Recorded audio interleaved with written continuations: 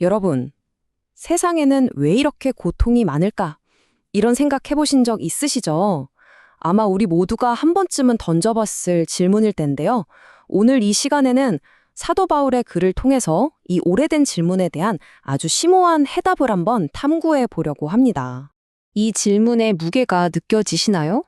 2011년에 있었던 일군 대지진 이후에 한 7살 소녀가 던진 이 순수한 질문은요, 모든 신학적인 논의를 그냥 관통해서 고통 문제의 가장 핵심을 찌릅니다.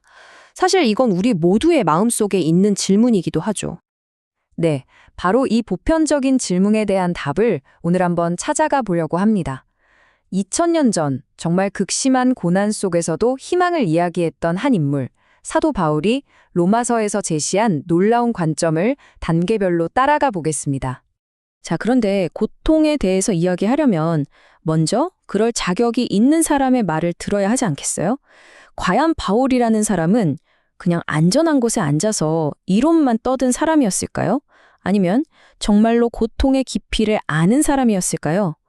그의 자격을 먼저 한번 검증해 보겠습니다. 여기서 바울은 정말 대담한 선언을 합니다. 그는 현재의 고통을 부정하지 않아요. 오히려 그걸 저울 한쪽에 딱 올려놓고 다른 한쪽에는 미래의 영광이라는 추를 올려놓습니다. 그리고 내린 결론은 명확하죠. 이건 뭐 비교조차 할 수 없다는 겁니다. 이게 그냥 듣기 좋은 말이 아니었다는 게 정말 중요해요. 바울에게 고통은 그냥 철학적인 사색의 대상이 아니었거든요. 그의 삶 자체를 관통하는 아주 지독한 현실이었습니다. 그걸 실제로 뭘 겪었는지 한번 보시죠. 그의 고통이 얼마나 다차원적이었는지를 보여주는데요. 환난, 궁핍 같은 정신적인 압박부터 매 맞고 갇히는 육체적인 고통, 그리고 수고하고 잠 못 자고 굶주리는 일상적인 결핍까지 정말 인간이 겪을 수 있는 거의 모든 종류의 고난을 경험했다고 볼 수 있습니다. 그가 겪은 박해는 정말 상상을 초월합니다. 40에서 하나 뺀 그러니까 39대의 채찍질은 당시 율법이 허용하는 가장 혹독한 형벌이었거든요. 이걸 5번이나 맞았고 로마식 몽둥이로 맞고 돌에 맞고 배가 3번이나 파손하는 등 말 그대로 죽음의 문턱을 수없이 넘나들었습니다. 자, 이 모든 걸 겪은 사람입니다.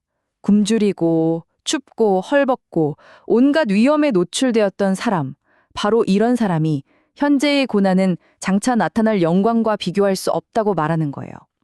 이것이 그의 말에 무게를 더하는 이유입니다.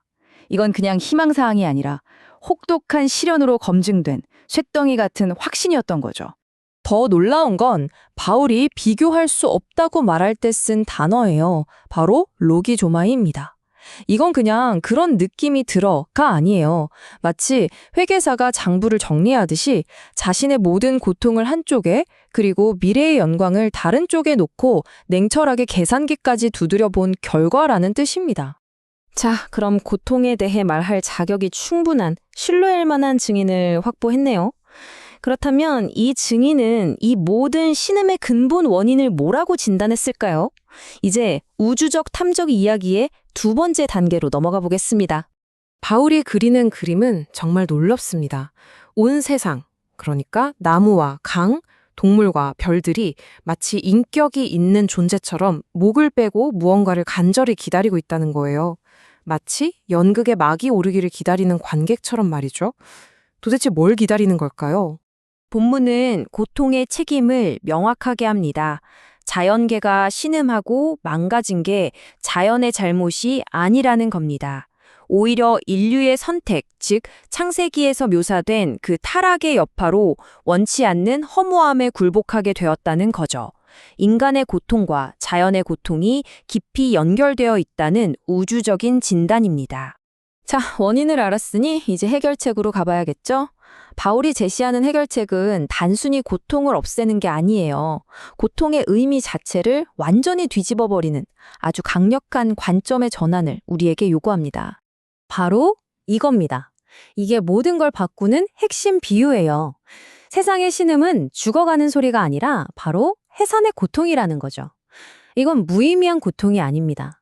끔찍하게 고통스럽지만 결국 새 생명, 즉 완전히 새로운 세상이라는 영광스러운 결과를 낳기 위한 필연적이고 생산적인 과정이라는 뜻입니다. 그리고 이 위대한 해방에는 명확한 순서가 있습니다. 첫째, 그리스도의 재림으로 시작되고요. 둘째, 그를 믿는 사람들이 영화롭게 변화됩니다. 그리고 마침내 세 번째 단계에서 이 모든 피조물이 멸망의 속박에서 벗어나서 완전한 자유를 누리게 된다는 겁니다. 이것이 바로 온 세상이 기다리는 궁극적인 해방인 거죠. 자, 지금까지 굉장히 거대한 우주적인 이야기를 했잖아요. 그런데 이게 오늘을 살아가는 나와 무슨 상관이 있을까요? 이 거대한 관점은 우리가 지금 이 고통 속에서 어떻게 살아야 하는지에 대한 아주 실질적인 지침을 줍니다. 첫 번째 원칙은 시선을 위로 향하는 겁니다. 지금 발딛고 있는 땅이 아무리 힘들고 어두워도 우리 시선은 저 멀리 영원한 빛을 향하는 거죠. 지금 겪는 이 고통이 이야기의 끝이 아니라 위대한 결말을 향해 가는 과정의 일부라는 걸 기억하는 겁니다. 이 구절은 이걸 거의 수학 공식처럼 보여줘요. 잠시 맞는 환란의 가벼움과 비교할 수 없이 크고 영원한 영광의 무거움. 바울은 우리가 지금 느끼는 고통의 무게가 사실은 깃털처럼 가볍고 우리가 받게 될 영광은 산처럼 무겁다고 말합니다. 우리의 초점을 보이는 것에서 보이지 않는 것으로 옮기라는 강력한 권고죠.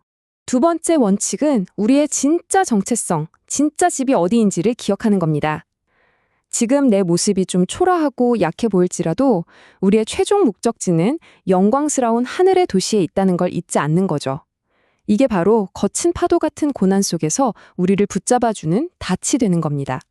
바울은 한 걸음 더 나아가서 우리의 소속, 즉 시민권이 이 땅이 아니라 하늘에 있다고 선포합니다. 마치 이중 국적자처럼 말이죠. 그리고 그곳에서 오실 구원자가 우리의 약하고 낡은 몸을 그분의 영광스러운 몸처럼 완전히 변화시킬 거라는 궁극적인 희망을 제시합니다. 이것이 우리가 기다리는 완전한 회복의 약속입니다.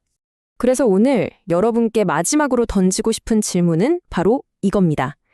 이 새로운 관점으로 봤을 때 지금 여러분이 겪는 그 고통은 모든 것의 끝인가요? 아니면 혹시 새로운 무언가가 태어나고 있다는 신호는 아닐까요?